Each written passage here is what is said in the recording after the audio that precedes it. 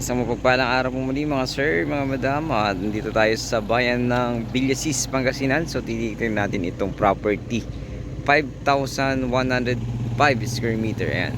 Dito po yung dulo niya, tapos hanggang doon sa pader. Ayan. So at least nasa ano po ito, 30 meters more or less yung frontage niya. So 5,105 hanggang doon po yan sa dulo. So pakalawang ng property, pwede po itong residential area at farm lot mo sa likod. Pwede rin po ito sa mga gusto ng mag-business sa harap. Ayan, gasoline station, dahil maluwang po sa harap niya. Ayan, napakaluwang. So presyo nga lang nito mga sir is 2,500 per square meter. So napakalapit lang po sa mismong bayan ng Villasis. Siguro at least nasa 10 minutes. Ayan, 10 minutes lang nasa bayan ka na. So tingnan natin itong property, pakaluwang naman. Hanggang doon sa likod pa yan. So may mga tanim ngayon na saging. Ayan. So may pader na yung bawat kapitbahay nyo dito sa harap, yung may mga bahay. Pero doon sa likod wala pa. Ayan, so kailangan pa rin tingnan yung sukat ng area doon sa likod, kasi nga wala pa siyang bakod mga sir, mga madam.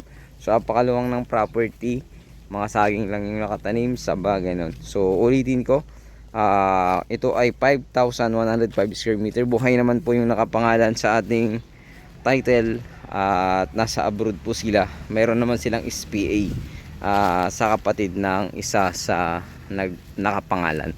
So wala naman pong problema. At kung kailangan daw na makausap nyo sila, pwede rin po. Pero may SPA na po kasi sa mismong kapatid ng seller. Tulad nito, itong boundary kasi na ito, tapos yung pilapil niya ay medyo hindi siya magkatugma. So kailangan talaga ng sukat.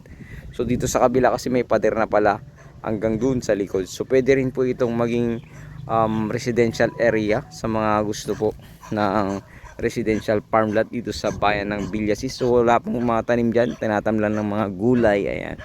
So napakaganda po ng property na ito.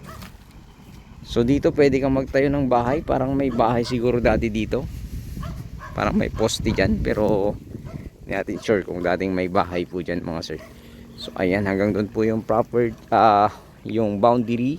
So dati siguro may bahay dito, kasi parang may Poso Negro dyan, tapos mayroong simento dyan. So dati rin siguro may bahay.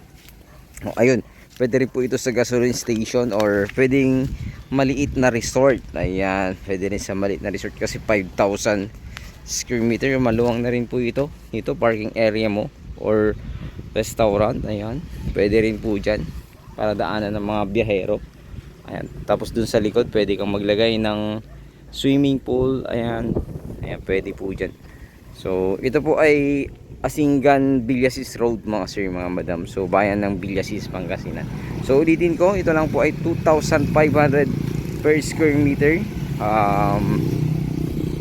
Kaya na rin daw po ang mag-usap ng seller natin tungkol po sa price, and at the same time sa last price po nila sa CGT. Ayun, sa lahat po ng kailangan nyo pag-usapan. Ayun po, muli, ito po ang yung lingkod agent Joel. God bless you all.